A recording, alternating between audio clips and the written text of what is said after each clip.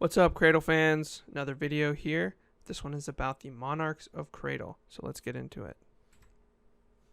Alright, these are the 7 current monarchs active in the world. There are 8 monarch factions, but as you have learned or will learn at the end of Underlord, one of those factions recently lost their monarch and are upset about that. But they will be at the Uncrowned tournament. So we can learn more about them there. But in this presentation, we are not going to talk about them because I don't want spoilers. So, first up, Okara Malice, our favorite monarch, or at least mine, and the monarch we've encountered the most, with the exception of maybe Northstrider. So, Okara Malice hails from the lowly Okara clan, which she rose from and turned it into a global superpower, taking over 3/4 of the continent that the storyline has taken place in the first 6 books.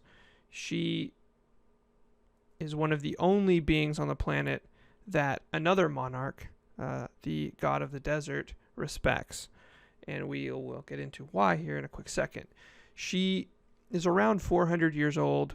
This has been not really confirmed, but Will said that she is around 400. She's the youngest of the active monarchs, and she is on the path of the Chain Keeper. Her power set, actually before we get into that, let's talk about her bloodline abilities. So a lot of these monarchs have bloodline abilities, I believe. We've only learned of a few bloodline abilities in the story so far, but one of which we know of is the Okara clan. Their bloodline ability is the ability to encase your body in unbreakable armor. This is probably why the Okara clan has the respect of the dragons, because their shadow armor it can't get messed with by dragon flame. So dragons are probably very used to destroying everything with their dragon flame. Here comes these humans, and they can't be hurt. So probably why. Okara Malice has some what we think of as unique, traits and talents. She practices an almost exclusively shadow path. She has other aspects, but she's able to create these sentient shadow books that get passed on to the members of the Okara clan that show the most promise. This is what Mercy has. This is what Okara Charity has. We assume that the named Okara representatives have these books. However, Okara Harmony did not have one of these books, which is interesting. So she creates these shadow books. She can turn into a giant shadow, like mechanized giant, which could be why she has a puppeteer's iron body. She can control a giant giant. That's what she used to fight against the Dread God with, and pretty much likes to exist in utter darkness at all times. So that's interesting. One other interesting thing to note about the Okara clan in general is the people that are named Okara members are named after Okara clan virtues. So malice is a virtue to the Okaras. Fury is a virtue. Pride is a virtue, which is interesting. So on Cradle, to this clan, those are virtues. Fascinating stuff. Now I want to talk about the artwork. So each of the monarchs, I decided to show a visual. There's only 2 monarchs that we have legit fan art for, and this is one of them. It was drawn by community member Chandra, and I have linked her Tumblr below. All of these images I have linked to their source in the show notes below. This is an amazing piece of art, so go check out her Tumblr. Alright, Luminous Queen, Shah Miara. I'm going to talk about the image first. This is not a fan art image. This is an awesome piece of fantasy art, and I've linked the lady's website below. But this is the closest thing I could find on the internet to what my interpretation of what Shah Miara looks like. This is probably like a mid-20s Luminous Queen Shah Miara, when in reality Shamiar is really young. She's a teenager, probably somewhere between the ages of 14 and 17. We don't know for sure. She's first introduced in book 1. She is the queen of the Nine Cloud Court / Nine Cloud Empire. She's on the path of celestial radiance, and she has an interesting power set. So what we've learned from the Word of Will, we haven't seen her in action, but what we've learned from Will is that her power set is one of canceling and banishing or silencing her opponents. To do this, she has to understand at a fundamental level how their abilities work. So what aura they use, how their techniques are formed, etc., etc. If she knows all that, she can shut you out and she wins. If she can't know all that, or if she doesn't know all that, or if the Madra is complex, it could be a different story. So I believe she's probably beaten Northstrider in a fight before, or subdued him in some way. Whenever he does his death match, he hints at needing to pay attention to Madra that messes with the mind. He's lost to opponents that have done that before. That might be how Shah Miara's magic works, or her Madra works. We don't know what aspect it is. I assume it's pretty close to pure Madra because of its ability to, screw up other Madra sources. But the interesting thing about the Shah family is they have existed since the birth of Cradle, since the very birth of Cradle. So there's very likely a old form of magic or old form of the sacred arts going on here. There's probably some sort of bloodline ability because this family has some form of succession built into their path. So Shah Miara was born with what we assume is monarch level Madra, because at the time that the first book is taking place, she is the monarch. She's the ruler.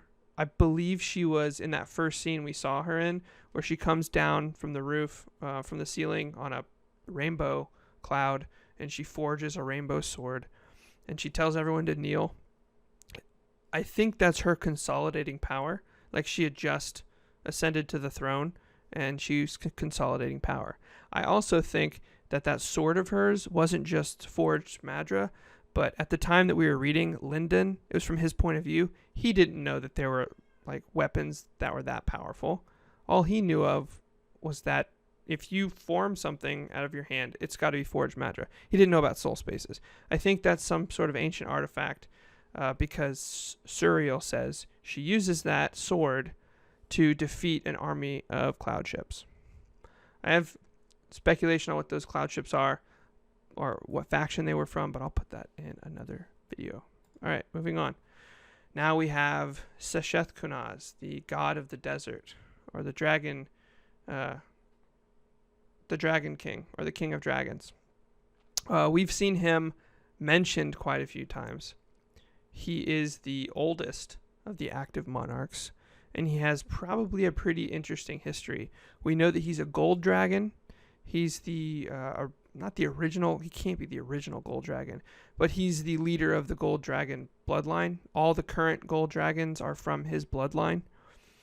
We don't know his power set. We can assume his power set is similar to the gold dragons we saw on Ghostwater. So about SousChef Cunha, he came to power after the Dread Gods killed off the last generation of monarchs, which we believe and can assume was due to the fall of the original Black Flame Empire, which was ruled by Black Flame or by black dragons. So he's a gold dragon, and originally the Black Flame dragons, or the black dragons, ruled over all the other dragons. We know that they created a civilization because that civilization of theirs became sophisticated enough to want to study older civilizations, which led to the opening of the labyrinth, which led to wars with hunger Madra artifacts, which led to the Dread Gods awakening, which led to them getting annihilated. Everyone. So SousChef Cunha rises to power. He's the first monarch to rise after the last generation gets wiped out. And he likes the might is right, or only the strong should survive. He's like the epitome of, Darwinian survival on Cradle. He doesn't like civilization. That's probably why he hates humans. And it makes sense, right? So if your powerful dragon nation gets wiped out and you're rising from those ashes, you're probably not going to rebuild dragon society in the same vein as the one that got destroyed. He might have been alive, actually, when the Black Flame Empire was destroyed. We don't know. He could have been alive. He was just at a lower cultivation level. And then when he eventually rose to become a monarch. So I think this 1200 is how old he is, not how long he's been a monarch. So that could date the Black Flame Empire. So we don't know. So that is SousChef Cunha's interesting character. He currently wants Lyndon to be killed in spectacular fashion in the Uncrowned tournament. So we'll see how that plays out. Okay, now we have North Strider. North Strider, who has captured the minds and attention of the masses since he was first introduced in Book 1. And then he had his, nice moment in Ghostwater. So North Strider is famously of no faction. He's not tied to anyone. And so he's going to the Wastelands for his uncrowned people, representatives. We know that he's around 1,000 years old. He's an old dude. He's on the path of Hungry Deep, and he gets his power by killing ancient dragons, absorbing their power, and waging war against dragons, basically. We saw his power set a little bit in his death match. So he's able to ignite oxygen on fire. He doesn't need to breathe, or he doesn't need to take a breath but once every few months. And we know of one ability, his Dragon Maw, or Dragon's Maw. It's a forger technique where he uses blood aura to create dragons that are pretty much alive and attack his opponents. They're used to basically disrupt other abilities. And he killed Alan with that ability. Alan is a character from a different book series. So anyways, we also know he fails at creating brain supplements. His Ghostwater project failed, probably because he was short-sighted and didn't quite understand what he was trying to do, which is going to be interesting when he runs into Lyndon again, or Lyndon for the first time at the Uncrowned tournament. North Strider apparently has fought the Abadan before. He's very aware of the Abadan. They've tried to recruit him in the past. And according to his inner monologue in the death matches, he's fought the lower tier Abadan and defeated them. He's raw strength. He has reached the limit of raw strength and power. And he has rivalries with many other of monarchs. So he doesn't like SousChef Cunha's. We don't know the specific reasonings behind that, but he doesn't like SousChef Cunha's. And apparently Regan Shen has deprived him of getting his prey. We also know that he was supposed to have died 7 years ago, around the same time as the conflict that sent Ethan to the Black Flame Empire. Very fascinating dude. Not a fun guy to be around. He's probably sociopathic at this point. Doesn't feel emotions. So it'll be interesting to see how things go down in the Uncrowned tournament. All right, now we get to the 8-man empire. Oh, this artwork was commissioned by a member of our community, currently going by Entropy in the Discord, who let me use this. So thank you for that. All right, so now we have the 8-man empire. The 8-man empire is fascinating. because it's a collective. It is a group that has combined their collective powers into a path that achieves monarch level power. They are of their own faction. We don't know their age because there's 8 of them. So some of them are probably much older, some of them much younger. Their path is the Eightfold Spear. And their power set is what is fascinating about them. So each of the individual members has their own path. But when you join the 8-Man Empire and you don the armor, you then take up the path of the Eightfold Spear in addition. Their armor is a combination of a remnant and like some soulsmith property. And it allows them to coordinate and create formations, which are apparently difficult to get through. So they are the only, well, I don't know if they're the only, but they have fought Regan Shen to a standstill and driven him off. So the way I think of the 8-Man Empire, I think of them as like the tank, like the tank of the monarchs. You're probably not going to be able to hurt them because there's 8 of them. They can change up their formations. If you kill one, you're not, I mean, I don't even know how it operates, but it's probably really hard to defeat them. Because if one dies and they drive you off, they're just going to recruit someone else. We know that one of the former combatants who beat the Sword Sage in one-on-one combat at the Uncrowned tournament 3 tournaments ago joined with the 8-Man Empire. We also learned about another member at the beginning of Unsold, how she became a gold by age 6, and she joined the 8-Man Empire. And they all fight. We assume they're all heralds. That herald is a prerequisite for using the armor. They have squires, apparently, that become their recruits. So they're always training squires from the parts of their empire or wherever they are. And so that they always have someone to retake up the armor. We don't know what their motivations are. We don't know why they travel from place to place conquering. We just know they fought Regan Shen to a standstill and drove him off. We don't know when, but they're pretty fascinating. All right, now we have Regan Shen. First things first, this artwork is from Blizzard. It is not Regan Shen, it is Lei Shen, but we don't have any description of Regan Shen. So Regan Shen sounds like Lei Shen. Regan Shen is of the Dread God cult faction, and when I think of Regan Shen, I think of Lei Shen. So you can now look at Lei Shen's awesome power and listen to me talk. So Regan Shen, I believe, is about 1,000-ish. I think he's younger than Northstrider, but not by much. He won the Uncrowned tournament. He's on the path of the King's Key. He once consulted with an oracle and thinks that he is destined to rule the world, which is why I think he has aligned with the Dread Gods. I believe he was involved with the Dread Gods in the conflict against the Aurelius faction when Ethan ended up coming through the portal. I believe he was involved in the altercation that led to everyone thinking Northstrider died.